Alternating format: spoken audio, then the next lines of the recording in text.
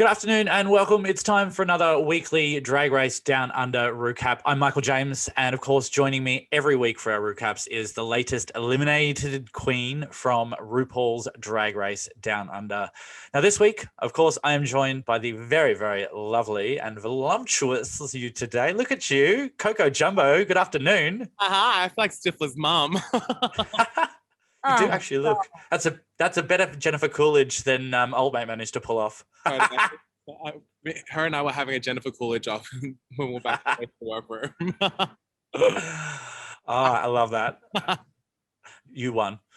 Now, first things first, I want to get a really important question out of the way before we kick off. Can you tell me who the fuck is Alexis?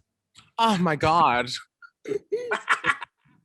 That was such an accident. Like, I completely, anyone who knows me knows I can be like a little bit of a dizzy bitch sometimes. But like when I just said Alexis, I literally thought her name was Alexis.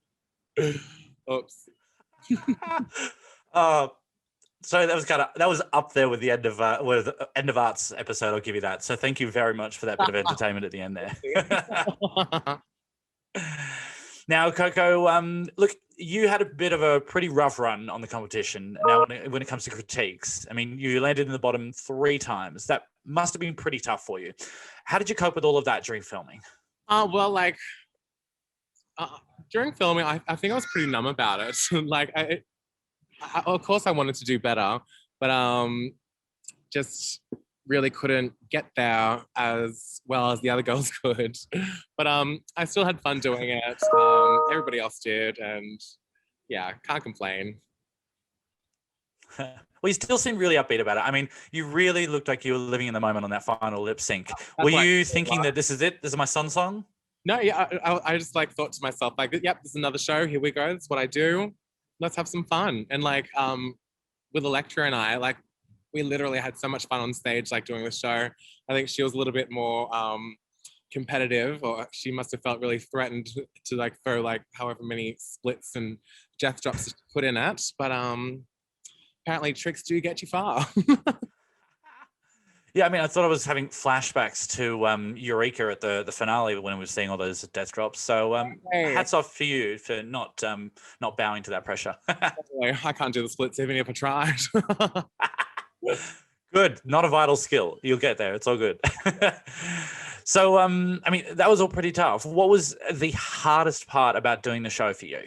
I think it was the 14 days of quarantine before we even started the whole show, because we filmed in New Zealand, and with COVID and everything, we had to be locked into a tiny little hotel room and got served crappy food. And then going to the competition and seeing everyone was like, holy shit, yeah, this is really happening. And then RuPaul entered and we're like, okay, yeah, this is really, really happening. Oh my God. That was So you're helping us put that room to bed then. He actually was in the room there. He wasn't magically being green screened in between 10 people in an entire room. Yeah, she was there. Yeah, I'm sure you can see us. We did a walk, she did a walkthrough and she was there. Well, I mean, it would be getting this from. It would be the hardest secret to be kept if he wasn't there. How many of y'all were going to keep your mouths shut if Ru wasn't actually there? Yeah, exactly. Good Lord. All right. Now, Coco, look, you certainly managed to hold your own despite your setbacks that kept coming at you in the competition. If anything, taking out Art Simone must have been your a very impressive cap to wear. That's my claim to fame. Actually, no. But I want to know, what was your proudest moment about what you pulled off in that competition? Good Lord. I think just remaining being myself during the whole thing. I just live in the moment. I have fun and I don't really take much too seriously. And yeah, just keeping myself, not self-producing like some of the other girls may have, and just really had fun with it. I love that. And we certainly saw that you were very, very genuine the whole time and entertaining. Very, very entertaining. Now, look, some of your critiques were really leveled at your outfits, and it has long been talked about that the amount of time and money that has to go into competing on Drag Race. Was this a factor for you? Like, was having the right resources and designers at your disposal to bring a huge wardrobe to compete in at the same level of the other queens? Well, Australian drag, like we don't really like go to like designers and stuff like that. I draw my own costumes and I get someone to make them. But in this situation, it just so happened to be that my dressmaker was also Maxi Shield's dressmaker. So she, 2 weeks before I left to go to New Zealand, I called her up and I was like, hey babe, so when are we doing the fitting? And she's like, I haven't even started your outfits. And I was like, okay, great. So I'm gonna come over to your house now and I'm gonna pick up my materials and I'll find someone else that can do them. Thank you. And then, yeah, so source like like dressmakers and who do like some of our show costumes as well. And got them to help me out very last minute with like the first 4 costumes that I wore on the show. Wow, that would have been a bit of a kick in the ass 2 weeks beforehand, finding out they were out of work for you. Wow. Good Lord. I could have slapped her. Oh. This would have been okay. She's a drag queen. She's not a real, a real woman.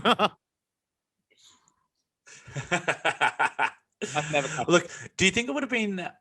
Oh, good. Do you think it would have been a different competition if there were more outfit creation challenges? Now, we know now that next week is exactly that. So can you sew at all? Do you think that the others can?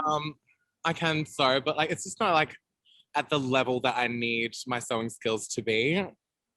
So I tend to like, because there's nothing worse than wearing a leotard and having the crotch snap out. But like, I'm great at making a muumuu or like a Halloween ghost costume. I'm really great at that.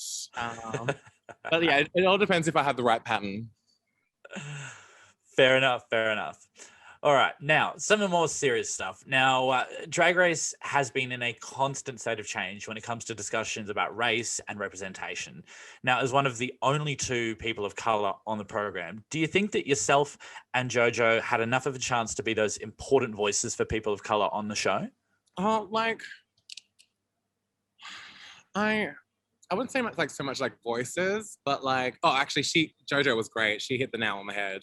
But for me, I think it was just more of having like a person of color on the screen and like having people be able to like relate to me. Like I've had a heap of like messages come from Fiji and be like, oh my God, like I see you on RuPaul's Drag Race. Like what's going on? Like this is like really cool. Like I didn't think I'd see anyone from Fiji on RuPaul's Drag Race, let alone like on like TV and stuff like that. So yeah, like having that response has been like really amazing.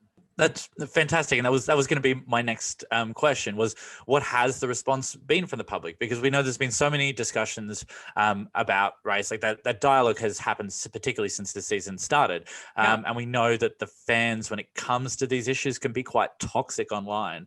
What's the public response been in those discussions? Yeah, it's been great, really supportive. If anything, like there was like talk about having like a Māori girl on like a colored person from New Zealand, but it's having 2 is better than having none. Excellent. Everyone's been nice to you. That's the main. Absolutely, yeah. I've only had like 2 messages, like 2 hate mail messages, and that was only because I sent Art Simone home. So I'm doing pretty good, I think. Yeah, I mean, you might have pissed off a few people doing that, just a little bit. Yeah, just a little bit. Not enough. The Queen Slayer, we should call you, the Queen Slayer. Oh my God, yeah. Now, now, this was an interesting question that I wanted to pose to you and have a little bit of a discussion about. There was a moment on the runway this week, and it seems to have gone a little bit unnoticed, and I wanted to get your take on it. So when critiquing Ketamine, Ru said she gets a look in her eye that's a little weird cross-dressery, which we know, like using that word now, is a trans slur. And I know when I was watching that at home, like I was cringing, and it was probably like the most cringe-worthy thing in that episode after watching Maxi Shields dance. And so like, I wanted to know, like, do you think when there's been so much talk about representation on the show and identity and being there for people, do you think that everyone really should be more acutely aware of language when we're in this space and we're on like an international stage? It's a hard one because like I don't see like cross-dresser as like a bad, like as a negative at all, because like at the end of the day, like we are all cross-dressers, and well, like as I've been saying in like previous interviews, I've been doing drag for 10 years, but I've been cross-dressing my entire life.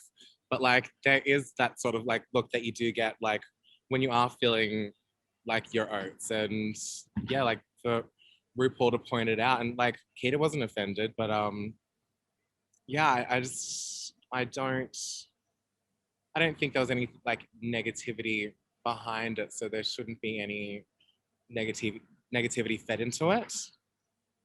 Yeah, I totally get that. And like obviously what Rue was said in jest, and you know, the term crossdresser has long been used. But you know, there was a particular trans person who was also a drag queen that I know that was online, and they were particularly upset about it. And they particularly feel that, you know, the way in which that word can be used has probably changed and evolved a little bit more. Maybe we haven't reached that point of understanding where we're seeing that maybe isn't something that we should be saying. Do you think Drag Race is a good sounding board for that discussion? Yeah, definitely, absolutely. Well, because yeah, as you said, it's like always evolving and like changing. But yeah, I just wasn't really quite sure of the rules at this point in time.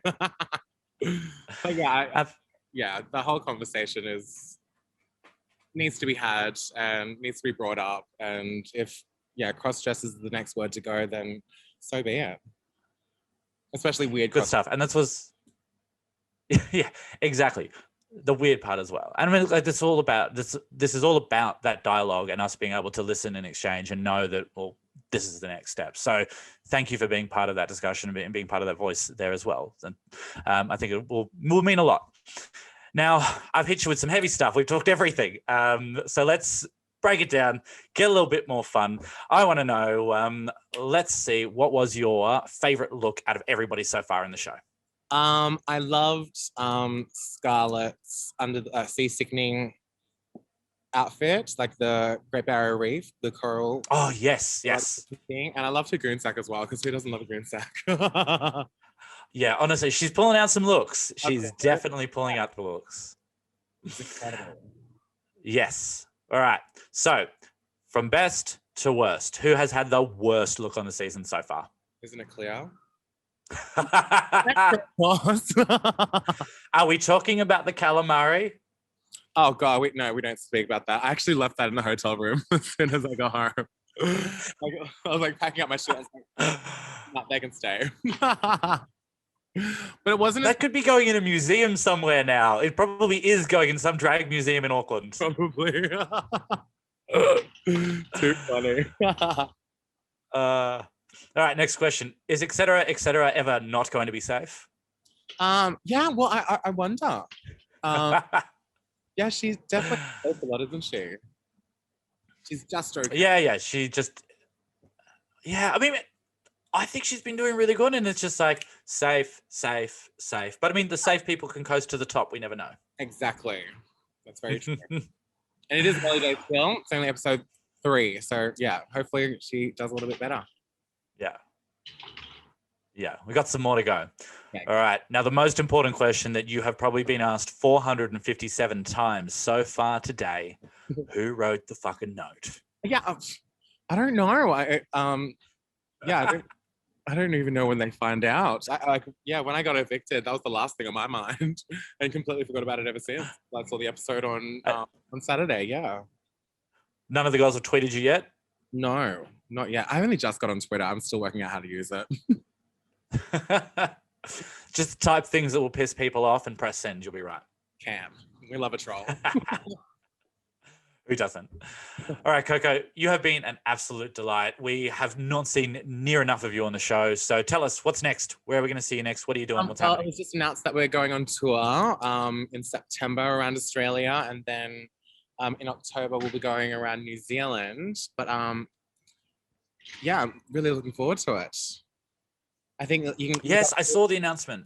All the information's on what, livenation.com.au? I think that's the one, just off the top of my head. That should be. Just dropping that off there. All right. Well, we can't wait to see you on tour, Coco. Thank you so much for your time, for your energy and your laughter. You have been an absolute delight on Drag Race Down Under. I don't want show I've been watching. Thanks for having me. To everybody else, don't forget to subscribe to our YouTube channel. Use all the buttons. Use all the buttons down the bottom. Do all of the things. As always, I'm Michael James, and I will see you next week for another recap of RuPaul's Drag Race Down Under. Oh yeah.